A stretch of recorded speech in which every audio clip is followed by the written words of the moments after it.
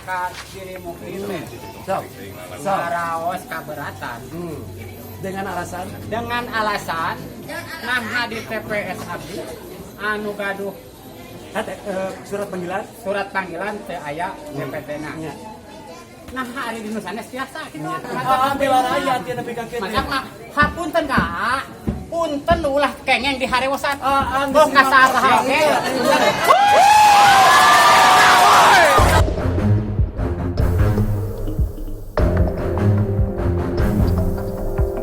Bicara soal rasa keadilan. Salah satu calon kepala desa yang bertarung di Pengadilan Tata Usaha Negara selama 20 bulan saat ini boleh bernafas lega. Dia adalah Encep Komarudin, seorang kepala sekolah Madrasah Ibtidaiyah di desanya, Girimukti, Cipongkor, Bandung Barat. Ikuti terus penelusurannya tim Bandung Kita.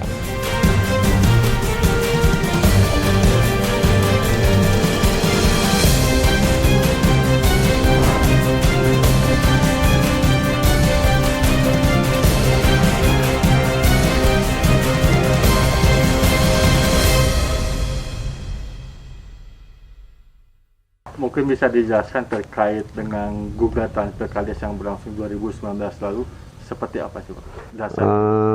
Begini Pak, pada waktu itu kan saya proses pencalonan kepala desa pas pemilihan di bulan November. Saya merasa awalnya merasa tertarik dengan adanya ketidaktransparan di Girimukti, terus tidak keterbukaan Girimukti. Makanya saya mengambil putusan mencalonkan diri menjadi kepala desa. Yang tujuan utama saya ingin mengangkat nama baik Girimukti. Jangan sampai Girimukti ketinggalan seperti ini, tidak sesuai dengan aturan.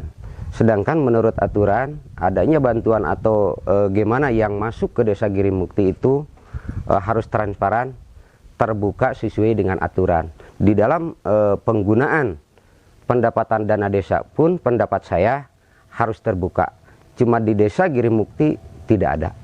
Saat pelaksanaan Pilkades di Girimukti 2019 lalu, Pak, berapa selisih raihan suara yang didapatkan oleh Bapak dengan calon lain? Oh iya, di Girimukti saya mendapatkan 1.805, sedangkan lawan 1.811. Cuma yang jadi kendalanya banyak kendala-kendala yang merugikan saya Pak. Mulai dari contoh pemilihan kepala desa. Pemilihan kepala desa tersebut itu kelihatan berencananya. Kelihatan ingin merugikan saya. Seperti contoh di TPS 2. Di TPS 2 itu pemilihannya tidak dipanggil satu-satu. Nah, tidak dipanggil satu-satu, kalau bahasa kampung nama digebrugen gitu Pak. Jadi digebrugen, makanya di situ orang yang dari Saudi, orang yang dari mana, ada sejarah itu yang dikatakan sejarah itu. Jadi saking kewajib-wajibnya mencoblos Asep Sugilar, naik kapal Pak, ya dari Saudi, naik kapal turun di lapang Girimukti. Tapi tidak kelihatan mencoblosnya gitu. Cuman ini sejarah ya kelihatan aja gitu, kelihatan gambarannya. Sesudah mencoblos balik lagi ke Saudi. Makanya di dalam daftar hadir tersebut itu ada orang yang di luar kota, di mana di daftar hadirnya ada. Itu tahu siapa itu yang menggunakannya. Terus yang kedua, menjadi penasaran, ingin menggugat seperti ini teh. Anggaplah orang yang meninggal. Orang yang meninggal 5 tahun ke belakang, tapi di dalam daftar hadir pencoblosan yang menjadi hak suara Asep Sugilar, lawan saya ada. Itu tahu siapa yang menggunakannya. Itu Pak. Nah, pas proses penggugatan sendiri jalannya gimana sih Pak? Pas jam 11 siang hari H pada hari Sabtu, itu jam 11, banyak warga yang datang ke sini, laporan lah. Kalau bahasa kampungnya laporan. Jadi Pak, karena saya tidak kebagian C6, Pak, saya tidak kebagian C6. Ya saya jawab pada waktu itu, tidak akan mungkin kali Bapak dan Ibu itu tidak ada di DPT. Karena waktu itu pemilihan serentak tersebut itu mengacunya ke DPT. Jadi tidak, KK dan KTP itu pada waktu itu tidak berguna Pak. Tidak berguna. Kalau memang orang tersebut itu tidak ada di DPT, tidak akan bisa nyoblos. Makanya saya mengumpulkan orang-orang tersebut itu yang datang ke saya.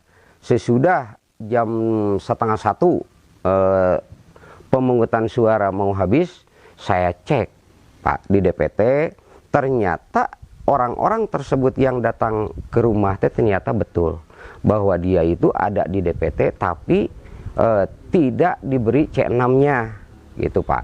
Makanya saya mengajukan laporan kepada panitia P2KD untuk hitung ulang TPS 2 dan 3 karena banyak laporan-laporan dari anggota panitia P2KD, dari tim, sebagian dari dari lawan juga.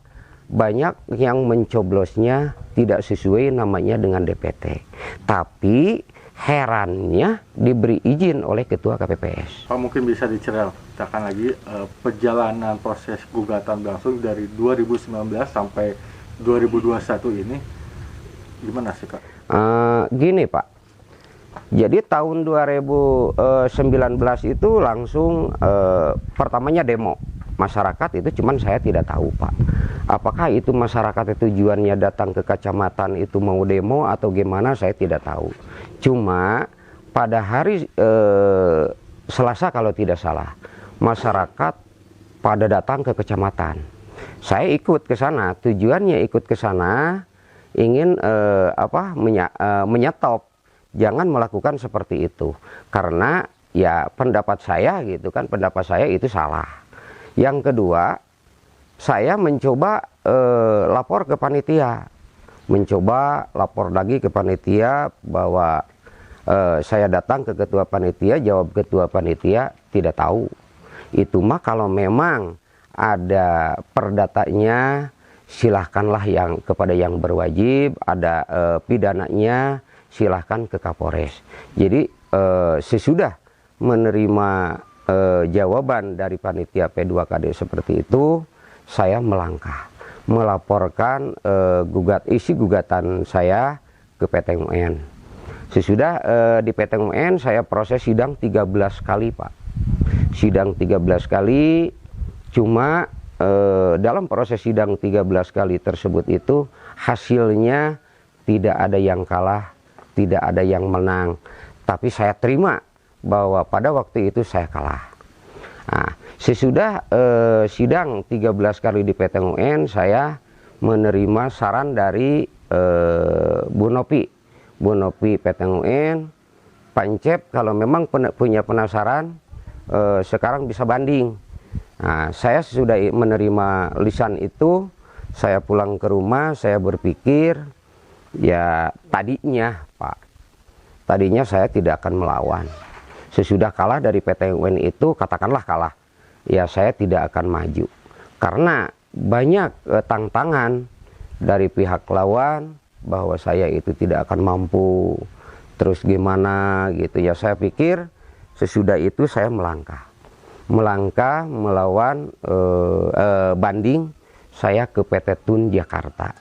Di PT Tun Jakarta saya diproses selama 6 kali pemeriksaan isi gugatan saya yang 81 item itu.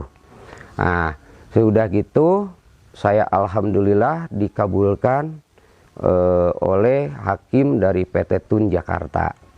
Cuma sesudah dikabulkan dari PT Tun Jakarta, saya datang ke Bapak Bupati, yaitu pada waktu itu A. Umbara. Saya datang 3 kali ke rumahnya Pak. 3 kali ke rumahnya, yang 2 kali itu tidak ketemu, yang ketiga kali ketemu kalau tidak salah di lantai 3. Saya ngobrol dengan Pak Bupati, menyodorkan hasil dari dari PT Tun Jakarta. Hasil jawabannya Bapak Bupati Umbara pada waktu itu siap ku Bapak pada dieksekusi. Insya Allah Bapak Enjing badai manggil Pak Asep Sudiro. Nah, sesudah itu saya pulang ke rumah, baru 1 minggu saya ketemu sama Pak Bupati, pulang ke rumah, ternyata muncul berita bahwa Pak Asep Sudiro mau kasasi. Udah gitu, saya ya berpikir lagi Pak, karena ya namanya juga orang kampung. Jadi kalau memang menjalani sidang atau gimana gitu ya, melihat biaya gimana gitu, jauh gitu pada waktu itu. Tapi lillah ingin menuntut keadilan, memberantas kedoliman Pak, yang utamanya gitu, memberantas kedoliman. Saya lillah mencoba melangkahkan kaki untuk melawan kasasi Bapak Bupati Bandung Barat pada waktu itu. Saya sama pengacara membuat kontrak memori sesuai isi gugatan saya yang 81 itu. Proses kasasi tersebut alhamdulillah walaupun lambat, menerima putusan bahwa saya menang itu pada tanggal 2 Maret tahun 2021. Nah, dari tanggal 2 Maret 2021 itu banyak godaan Pak, yang menghina lah, menjelek-jelekan nama baik saya, sampai mustahil katanya salinan akan turun dari mahkamah gitu. Ya saya terima, cuman bisa mengatakan ya Allah pada waktu itu, karena tidak bisa memaksakan diri gitu, karena maklum kata tadi saya orang kampung.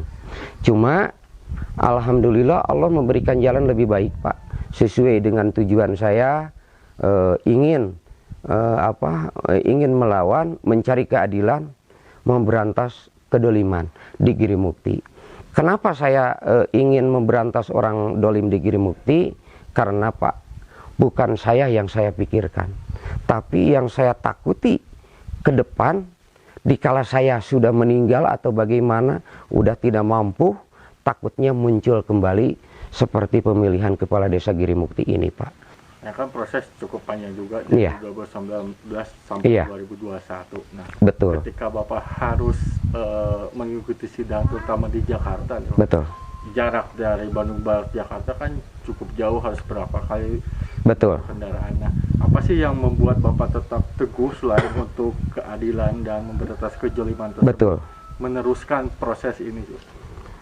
Begini Pak, jadi proses sidang di Jakarta, bulak-baliknya ke Jakarta, mengecek, terus membahas tentang masalah isi gugatan itu, ya kata tadi, jadi diiring dengan niat ingin memberantas Pak.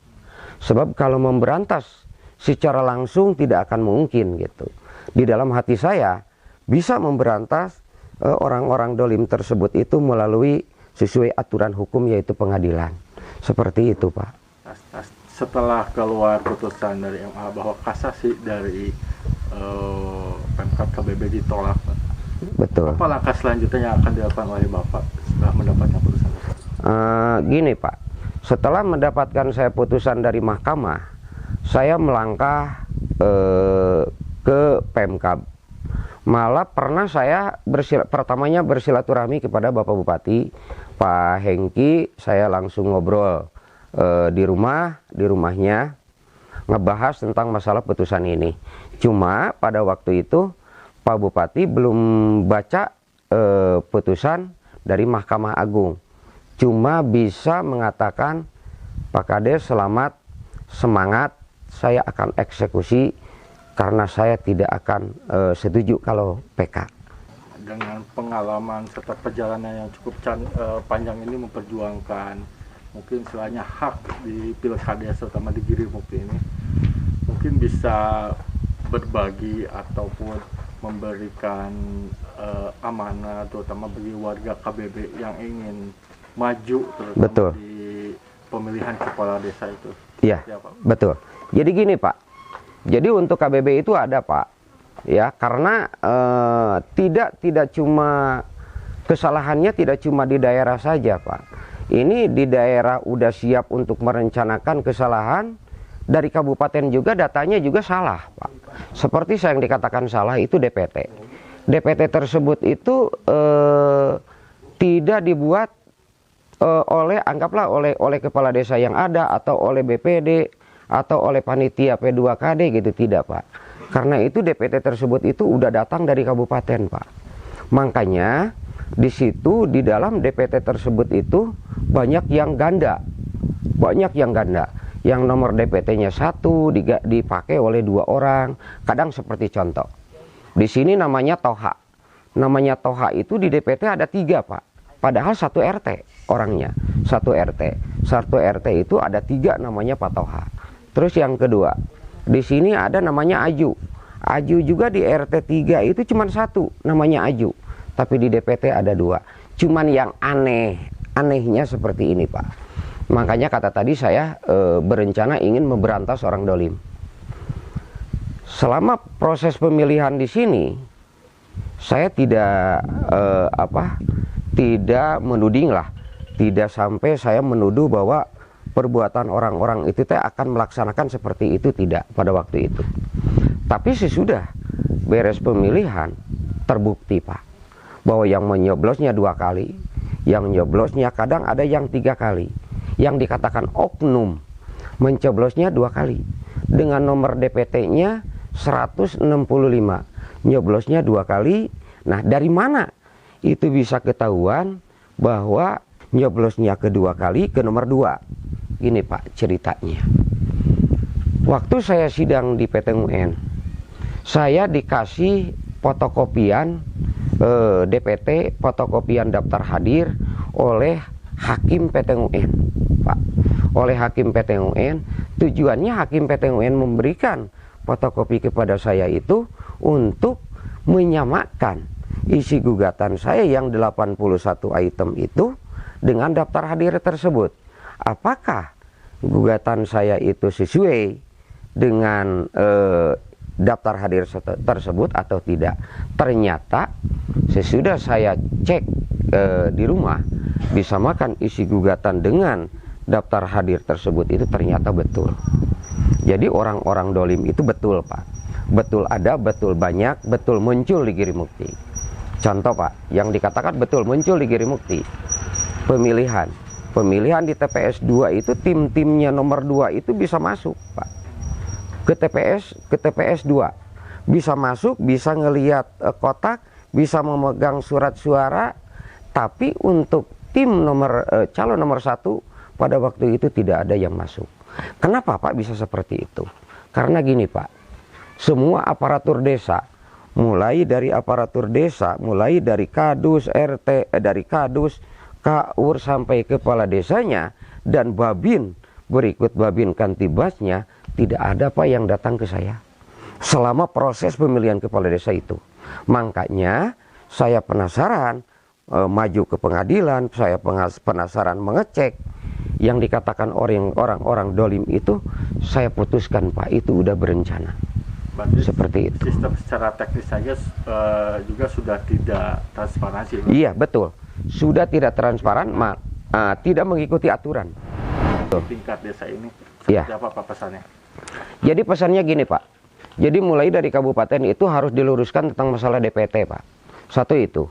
Yang kedua, jangan coba-coba percaya kepada calon-calon panitia yang ada di daerah, Pak. Karena zaman sekarang ini tidak akan dilihat, Pak, bahwa dia itu kiai gitu, bahwa dia itu ustadz, cocok diangkat menjadi panitia. Itu tidak, Pak. Kenapa? Karena saya sebagai pengalaman yang bukti yang nyata pada tahun 2019 kemarin, banyak di sini panitia-panitianya tokoh. Tapi tokoh-tokoh tersebut itu kan tidak akan tahu, Pak, aturan.